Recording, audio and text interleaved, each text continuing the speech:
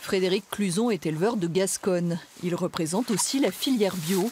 La diminution de 25% du risque de cancer du sein et de lymphome chez les consommateurs réguliers de produits bio ne l'étonne pas. C'est une conviction qu'il a depuis des années, mais sa confirmation scientifique est importante. Pour nous, c'est une très bonne nouvelle. Mais on est quand même convaincus depuis longtemps que les produits bio, c'est important pour les consommateurs. La preuve en est, c'est que la consommation et la production de produits bio est en croissance de 20% par an depuis déjà 3 ou 4 ans.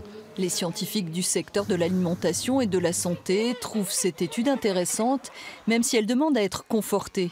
La prudence est de mise.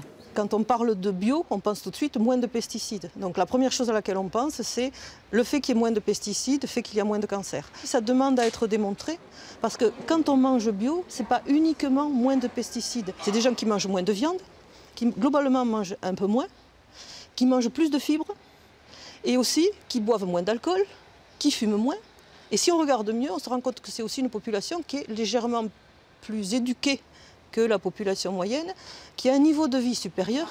Même précaution à l'INSERM, institut qui a participé à l'étude. Quand on étudie le lien entre l'alimentation et la survenue d'une maladie chronique, on peut faire des suppositions, on peut voir émerger des facteurs de risque. On n'a pas de certitude parce que ces maladies sont multifactorielles, elles mettent énormément de temps à s'installer et donc on n'est pas à l'abri d'avoir un tiers facteur qu'on n'a pas pu identifier qui est réellement en cause.